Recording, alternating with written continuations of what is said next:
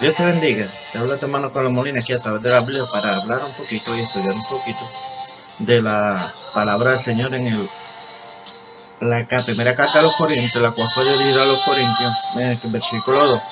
Vamos a leer hoy, a estudiar un poquito, aprender un poquito junto de la vida del hermano Pablo.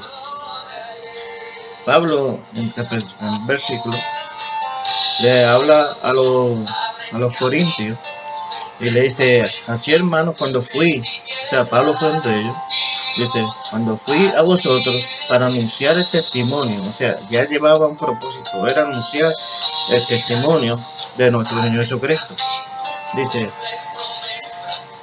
anunciar el testimonio no de Dios, no fui con excelencia de palabra o de sabiduría. O sea, Pablo no llevaba un libreto hecho con mucha palabrería, con mucha palabra bonita para poder exponer el testimonio de Jesucristo. Pablo iba con palabras sencillas que esta gente pudieran entender, ayudarlos a corregir muchos problemas de los que ellos tenían. Pablo no era un hombre que hablaba con muchas palabras de estas palabras de colegio que hablan muchos predicadores. Pablo era un expositor de la palabra y del evangelio. Él iba con un propósito. Acuérdense que él habló en la primera carta a los Corintios, en el capítulo, y dijo que él iba a hacer la voluntad. Él había sido llamado apóstol por la voluntad de Dios, y que él estaba donde estaba y hacía lo que hacía porque era la voluntad de Dios, no porque él quería. Él estaba haciendo la voluntad, y él fue donde ellos preguntarse a ponerle el evangelio de Jesucristo, anunciar el evangelio de Jesucristo, no con mucha sabiduría, sino con palabras sencillas que ellos pudieran entender. Pablo le dice: pues me propuse no saber entre vosotros cosa alguna, sino a Jesucristo y a este crucificado. Pablo le dice estas palabras porque cuando Pablo llegó donde ellos, en esta iglesia había muchos problemas, había mucha situación, y Pablo no quería ser parte de nada de esto que estaba sucediendo. Pablo lo que quería, no quería desviar el propósito por lo cual él había ido ahí. Pablo no se propuso entre ellos aprender ni saber nada. Pablo se concentró en la misión que llevaba, que era exponer el evangelio de Jesucristo, anunciar el testimonio de Dios. Eso era la misión que llevaba, y eso fue lo que él se concentró. En eso fue lo que él se concentró. Dice: y estuve entre vosotros con debilidad y mucho temor y temblor. O sea, Pablo le abrió su corazón y le dejó saber cómo él se sentía, qué era lo que sentía, ¿no? A lo mejor estaba un poco nervioso por las situaciones que estaban pasando en esa iglesia. Bueno, cuando llegó se encontró con muchos problemas, ya que esta iglesia estaba situada en Corinto, y Corinto era una ciudad pecaminosa. Posiblemente estos cristianos estaban posiblemente envueltos, ¿no?, con situaciones de afuera del mundo, ¿no? Y ellos habían traído situaciones adentro. Él se encontró con Jabulú, y por eso le deja saber a ellos que cuando llegue se encuentra con estas situaciones, le dice a ellos: estuve entre vosotros con debilidad y mucho temor y temblor. O sea, posiblemente estaba asustado, ¿no? Y dice, Pablo le sigue diciendo a ellos, le dice: ni mi palabra ni mi predicación fue con palabras persuasivas. O sea, yo no vine aquí a convencer a nadie, le dice Pablo. Yo vine a traer una palabra sencilla que ustedes pudieran entender, ¿no? Yo no vine a traer palabras para persuadir, para traer a la gente por medio de miedo o por medio de convencer a cambiarle las mentes. No. Él dice: mi palabra no fue con palabras persuasivas de humana sabiduría. Lo describo, o sea, porque mucha gente usa la sabiduría humana para convencer o para transformar, para cambiar mente, para poder traer gente por medio de las opiniones o del pensamiento humano. Dice: sino con demostración del espíritu y de poder. O sea, él usó más el poder, dejó que el Espíritu Santo fuera el que hiciera la obra, que el Espíritu Santo fuera el que transformara, que el Espíritu Santo hiciera lo que él quería hacer, Pablo le dio libertad al Espíritu para que el Espíritu Santo fuera el que hiciera. ¿Por qué? Porque en esto había un propósito, el cual él lo va a dejar saber en el próximo versículo 5. Dice, para que vuestra fe no esté fundada. O sea, Pablo no quería que la fe del hombre estuviera fundada en palabras de sabiduría, sino que estuviera fundada en el poder del Espíritu Santo. Dice, para que vuestra fe no esté fundada en la sabiduría de hombres, sino en el poder de Dios. Porque si el hombre funda su fe en sabiduría de hombres, no es una fe estable. Es un hombre que puede desfallecer o caer, no, en cualquier momento. Cuando usted firma su fe en el hombre, si el hombre de Dios falla, usted falla. Si el hombre de Dios se va, usted se va. No. Pero cuando usted pone su mirada y la funda y la centraliza en el poder del Espíritu Santo de Dios, su fe es una fe estable, una fe positiva. Dice en el versículo 6, sin embargo, hablamos sabiduría entre los que han alcanzado madurez. O sea, Pablo hablaba sabiduría, porque la sabiduría de Pablo venía del Espíritu, venía de Dios, y Pablo hablaba sabiduría entre aquellos que habían alcanzado un punto de madurez, aquellos que habían alcanzado el Espíritu Santo de Dios. Dice, y sabiduría no de este siglo, ni de los príncipes de este siglo, que perecen. O sea, la sabiduría que Pablo traía no era una sabiduría de hombre, no era sabiduría de la tierra, no era sabiduría humana, era una sabiduría que venía mucho más allá de lo que el hombre puede pensar, la sabiduría que venía de Dios. Dice, mas hablamos sabiduría de Dios en misterio, la sabiduría oculta, la cual Dios predestinó antes de los siglos para nuestra gloria. O sea, refiriéndose en este versículo, Pablo está hablando, la palabra misterio quiere decir algo que era oculto, pero que después fue revelado, refiriéndose al sacrificio de Jesucristo. Era algo que había estado oculto por mucho tiempo, ¿no? Porque fue preparado desde los principios y después fue revelado a los hombres cuando el sacrificio del Señor Jesucristo. Dice, porque el Pablo le sigue diciendo en el versículo 8, le sigue diciendo, la que ninguno de los príncipes de este siglo conoció, porque si la hubiera conocido, nunca habrían crucificado al Señor de gloria. ¿Sí?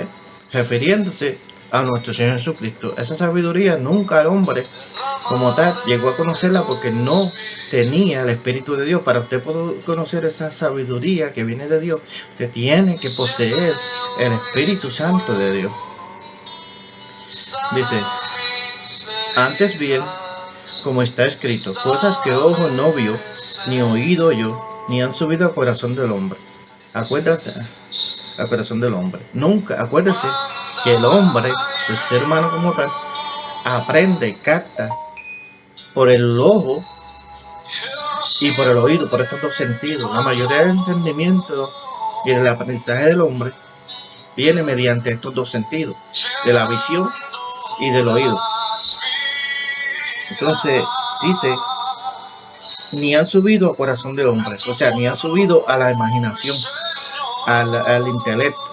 Entonces, no han llegado, el hombre no ha llegado a imaginarse nada de estas cosas. Son cosas que, como le dije, usted solamente puede llegar a entenderlas y se le puede ser revelada por medio del Espíritu Santo de Dios. Para que usted pueda, estas cosas le sean reveladas, usted tiene que poseer el Espíritu Santo de Dios. Y dice, son las que Dios ha preparado para los que le aman. ¿Sí? Pero todas estas cosas que Dios ha preparado para los que le aman, porque aquellas personas que aman poseen el Espíritu de Dios, son las cuales son reveladas a usted por medio del Espíritu Santo.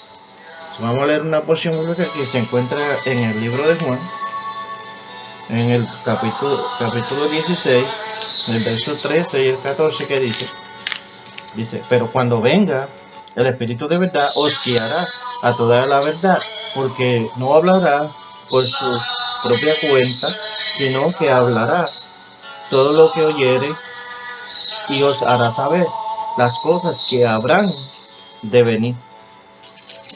O sea, el Espíritu Santo de Dios, para que usted pueda entender todas estas cosas que usted no capta por medio del oído o por medio de la visión, o que puede imaginar, son cosas, usted puede ver por el ojo, todo lo que por la visión, todo lo que puede ver hasta en esta vida normal, y puede oír todo lo que puede estar a su alrededor normalmente. Pero hay cosas que más allá de esto que usted no puede ni captar por medio del oído, ni por medio del ojo, ni puede imaginar. Son las cosas que Dios ha preparado, pero estas cosas, para que usted pueda entenderlas y llegar a conocerlas, usted tiene que poseer el Espíritu de Dios. Por eso Pablo sigue hablándole en el verso 10 y le dice: pero Dios nos las reveló a nosotros, o sea, poniéndose Él a nosotros por el Espíritu. O sea, para que Dios pueda revelarle todas estas cosas que Dios ha preparado, usted tiene que poseer el Espíritu de Dios. Si usted no posee el Espíritu de Dios, usted no puede llegar a conocer o a entender o a analizar todas estas cosas que Dios ha preparado para usted. Dice: porque el Espíritu porque el Espíritu todo lo escudriña, aún lo profundo de Dios. El Espíritu de Dios conoce las cosas de Dios. El Espíritu profundiza en las cosas de Dios. Dice que en el libro de Juan dice que todo el Espíritu es el que le va a mostrar a usted y le va a dejar saber todas las cosas que están en Dios. Él es el que le va a mostrar. Dice: porque quién, en el versículo 11, porque quién de los hombres sabe las cosas del hombre, sino el Espíritu del hombre que está en él. O sea, usted puede entender las cosas del hombre porque usted posee el Espíritu del hombre. O sea, si una persona se cae, o pasa una vergüenza, o tiene un accidente, o se siente triste, o se siente alegre, usted puede entender todas esas cosas porque usted se siente. A veces usted tiene el Espíritu del hombre, una persona se cae, se siente abochornado, y a veces usted se siente más abochornado de lo que se siente la persona. Usted puede entender a esa persona la situación que está pasando en ese momento porque usted posee el Espíritu del hombre. Pero para poder entender a Dios, usted tiene que poseer el Espíritu de Dios, porque es la única manera que usted puede entender y puede reconocer lo que Dios ha preparado para usted. Desde así nadie conoció, sigue leyendo, seguimos leyendo, que así nadie conoció las cosas de Dios, sino el Espíritu de Dios.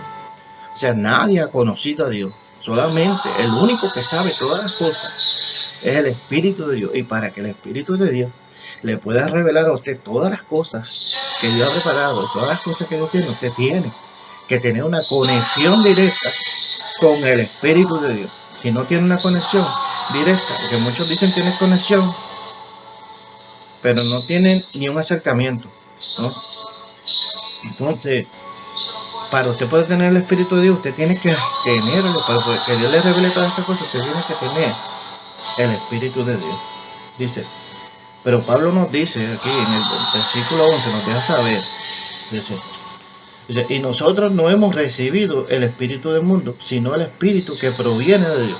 O sea, toda aquella persona que ha recibido a Jesucristo como su Salvador, que ha creído en el Señor, usted ha recibido el Espíritu de Dios, usted tiene el Espíritu de Dios. Usted lo que tiene que buscar una mejor relación, una conexión, una coinonía, que es asociación o unión al Espíritu Santo de Dios.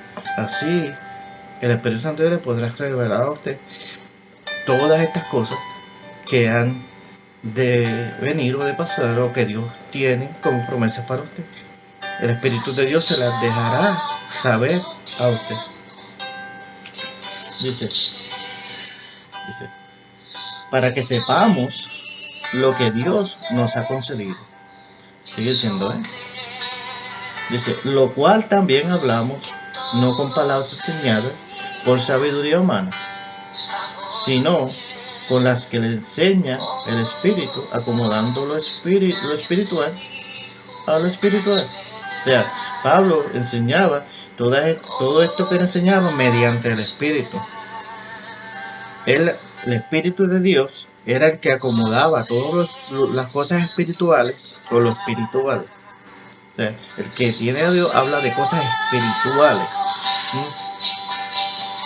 Dice, pero el hombre natural no percibe las cosas que son del espíritu. Ahí nos presenta, Pablo aquí nos va a presentar 3 tipos de personas, pero nos empieza presentando el hombre natural. El hombre natural es aquel hombre que es nacido de Adán, o sea, nacido en pecado. Él, un hombre carnal, un hombre que no ha conocido a Dios, un hombre que vive alejado de Dios, un hombre que no tiene a Dios. Ese es el hombre natural. Es ese hombre que, como no posee el Espíritu de Dios, no puede percatar ni puede entender las cosas que son del Espíritu. Él vive alejado, no tiene esta percepción espiritual y no puede entender nada. Todo lo que se habla en base al sacrificio de nuestro Señor Jesucristo, en cuanto al Evangelio, a todas estas cosas, él las toma por locura, él no puede entender. Por eso la palabra dice que el Evangelio es locura a aquellos que se pierden. ¿Por qué? Porque no pueden entender, no tienen la percepción del Espíritu de Dios. Entonces Pablo nos dice, porque para él son locuras y no puede entender, porque se han de discernir espiritualmente. ¿Sabes? Este hombre natural no posee el Espíritu de Dios, no tiene el entendimiento, que esa conexión para que el Espíritu de Dios pueda revelarle todas estas cosas mediante el Espíritu, que el Espíritu de Dios pueda revelar mediante el Espíritu las cosas que están en el corazón de Dios. Entonces nos sigue presentando otro tipo de personas.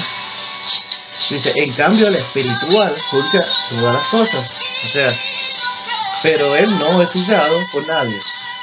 Pero el espiritual es aquella persona que tiene percepción espiritual, que tiene una conexión directamente con Dios, que vive mediante el Espíritu, y por el Espíritu él puede entender todas las cosas del Espíritu, acomodando lo espiritual a lo espiritual, como dice la palabra, puede entender todas las cosas. Pero el hombre carnal, el hombre, el que dice Pablo, el natural, no puede entender estas palabras ni estas cosas, porque no tiene el Espíritu de Dios. Pero el espiritual puede entenderlo, el espiritual puede juzgar a todo, puede juzgar en cuanto a lo espiritual, pero a él no lo puede juzgar porque el hombre natural no lo puede entender. Él no es juzgado porque el hombre natural no puede juzgarlo porque no puede entenderlo. Dice, ¿por qué?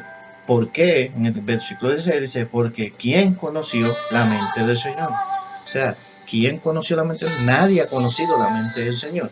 Dice, ¿quién le instruirá? O sea, ¿quién le podrá enseñar algo? Nadie puede enseñarle algo. Nadie. Pero, mire lo que dice. Mas nosotros tenemos la mente de Cristo. Usted no le puede enseñar nada a Dios, ni usted nunca conoció a Dios. Pero como usted posee la mente de Cristo, el Espíritu de Dios sí tiene mucho que enseñarle a usted. Entonces, mediante la conexión que usted tiene con el Espíritu Santo, el Espíritu Santo le deja saber todas las cosas que están en la mente y el corazón de Dios. Le será preguntar y el Espíritu Santo le dirá, él le muestra todas las cosas. Por eso que dice, todas estas cosas son recibidas mediante el Espíritu Santo. No, si usted no puede recibir nada. Entonces, en el capítulo 3, dice, de manera que yo, hermanos, no puedo hablarle como a espirituales, sino como a carnales, como a niños en Cristo. O sea, el hermano Pablo no podía seguir hablándole de cosas espirituales porque ellos estaban siendo carnales. Tenía que seguir hablando de cosas de la carnalidad y de los errores que estaban cometiendo para corregirlos primero en todos estos asuntos, ¿no? Para que después poder hablar de cosas espirituales. Por eso Pablo dice,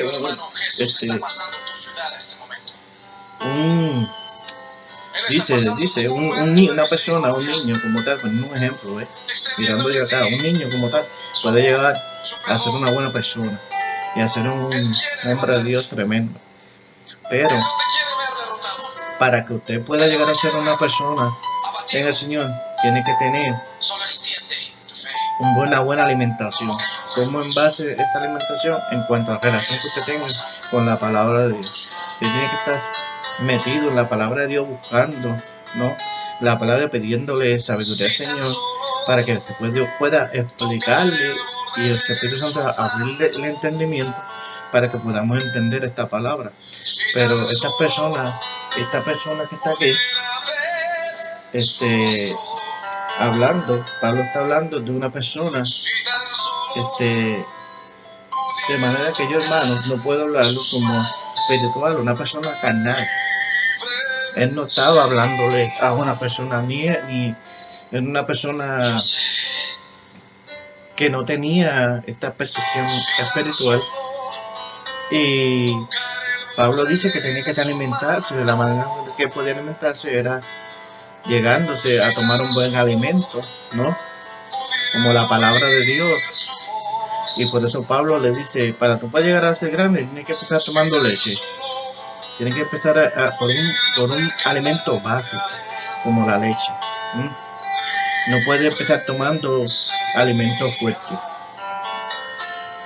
Y Pablo les dice en el versículo 2, dice, os di a beber leche y no vianda, porque aún no eran capaces, ni sois capaces todavía. O sea, ellos no eran, Pablo no podía seguir hablando de cosas espirituales porque estamos viviendo carnalmente. Ellos no podían entender, no iban a entender las cosas espirituales. Dice, ¿por qué? Porque no solamente vive una vida carnal aquel que se aparta de la iglesia, o aquel que tiene problemas, o aquel que no tiene un alto crecimiento, que no tiene un crecimiento. Usted puede encontrar la carnalidad del ser humano con simplemente a veces mirar dentro de la iglesia los problemas y las situaciones que hay. Hay iglesias que viven cubiertas por todo este tipo de situaciones que no se dan de cuenta. Por eso Pablo y le sigue diciendo, le da un ejemplo. Dice, ustedes saben cómo ustedes pueden encontrar, ustedes saben cómo ustedes pueden saber si ustedes son carnales o no. Fácil. Le dice, en el versículo 3 le dice, porque aún no sois carnales, pues habiendo entre vosotros celo, contienda, discernimiento, no sois carnales y andáis como hombres. O sea, le dice, usted sabe cómo ustedes son carnales, miren a su alrededor, lo que tienen que mirar a su alrededor y ver en todo tipo de contienda y todo tipo de problemas que ustedes han causado dentro de la propia iglesia, o dentro de la misma congregación, que hay celos, contienda, divisiones, ¿no? Eso es un sello de carnalidad. Eso es un sello de la carnalidad, que haya muchos problemas, mucha contienda. Y dice, porque diciendo el uno, yo ciertamente soy de Pablo, y el otro, yo soy de Apolo, no soy carnal. O sea, la división y los problemas que tenían, y las peleas y los tiros, era simplemente, eso era seña de que eran carnales, llevaban una vida de carnalidad dentro de la misma congregación. Dice, ellos habían puesto su mirada en el hombre, habían desviado la centralidad de Dios, que es la que corrige toda lesión, y habían desviado la mirada y la búsqueda del Espíritu Santo, ¿no? Habían concentrado más en los hombres que lo que realmente debían considerar como para concentrar su pensamiento y su corazón. Dice, ¿qué pues es Pablo? ¿Y qué es Apolo? Servidores por medio de los cuales habéis creído. O sea, Pablo y Apolo simplemente ellos trabajaban para Dios. Ellos hacían lo que Dios le había puesto en sus corazones. El uno no era más que el otro. Dice, y eso según lo que cada uno le concedió al Señor. ¿Sí? Lo que Dios puso en su corazón. Eso fue lo que ellos hicieron. Dice, yo planté, refiriéndose a Pablo, dice, Apolo regó, pero el crecimiento lo da Dios. O sea, Pablo y Apolo lo que estaban haciendo era su trabajo. Ellos estaban haciendo lo que Dios realmente había puesto en su corazón y Dios los había enviado a hacer. El trabajo de llevar el evangelio, de hablar del Señor, de llevar el testimonio de Jesucristo a todos lados, expresarlo. No va a causar divisiones, ellos no causaban divisiones, ellos no traían problemas, ellos simplemente estaban haciendo el propósito por el cual Dios los había llamado. Así que ni el que planta es algo, ni el que riega, sino Dios, que da el crecimiento. O sea, solamente lo que están haciendo es su trabajo. Dios es el que se encarga de esto. Dice, y el que planta y el que riega son una misma cosa, aunque cada uno recibirá recompensa conforme a su labor. O sea, los dos, uno no va más por encima del otro que el otro. Los dos ante los ojos de Dios son lo mismo. Ahora cada uno, de acuerdo a su trabajo, pues recibirá su paga. Es como en todo trabajo, cada cual hace un trabajo diferente y de acuerdo a la posición o al trabajo que hagan, recibe su paga. De la misma manera trabaja el Señor.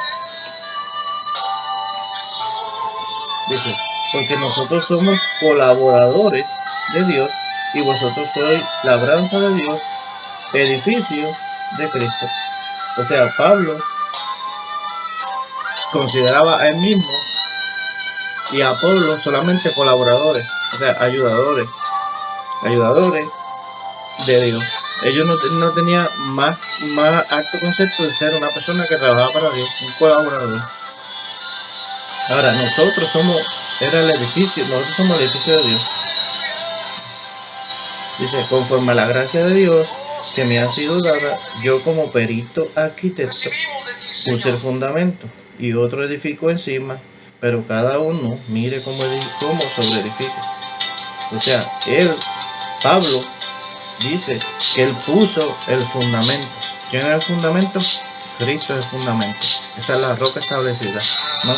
Pero nos dice que cada uno tenga cuidado, dice, de cómo sobreedifica. O sea, él puso el fundamento. Ahora nosotros tenemos que tener cuidado de cómo edificamos en la palabra del Señor, ¿no? Dice, porque nadie puede poner otro fundamento, o sea, no se puede cambiar. El fundamento que está en Jesucristo y esa es la roca permanente, ¿no? Dice que es la que fue rechazada por los hombres y vino a ser, ¿no?, cabeza de ángulo. Dice, porque nadie puede poner otro fundamento que el que está puesto, el cual es Jesucristo. ¿Ves? Ese es el fundamento. De ahí es que encima de él es que tenemos que edificar. Que Cristo es el Salvador, que es el que sana, salva y que por medio de él es la única razón, que pues, la única puerta que hay para llegar al Padre. Dice, y sobre el fundamento, y si sobre el fundamento alguno edificare oro, plata, piedras preciosas, madera, heno o hojarasca, dice, está diciendo que usted puede edificar, ahí no está diciendo que usted puede edificar con cualquier tipo de material sobre este fundamento, pero usted tiene que tener cuidado cómo edifica. ¿Por qué? Porque nos habla de diferentes materiales. Ahora, el oro, la plata y las piedras preciosas, el fuego las purifica. El fuego no le hace nada a eso. Ahora, la madera, el heno y los hojarascas se queman con facilidad. Esto se refiere que a veces, en mi pensar, hay personas que están edificando que son evangelistas o pastores o ministros o tienen algún tipo de posición y están hacen algo y lo publican o se dan más pompa de lo normal, ¿no? Y se quieren más grande que nadie y a veces no pueden hablar con nadie, los llaman para algo y ponen mucha objeción porque se sienten tan importantes que tiene que ser al tiempo de ellos y al momento de ellos. Esto pienso yo, que son los que a veces construyen con heno, hojarasca o con madera. O sea, pues, Pero hay personas que a veces lo que hacen es limpiar la iglesia, ¿no? Que lo que hacen es una pequeña cosita que a veces no se puede tomar, no, mucha gente no la toma en consideración, pero están haciendo algo para el Señor, como si estuvieran haciendo un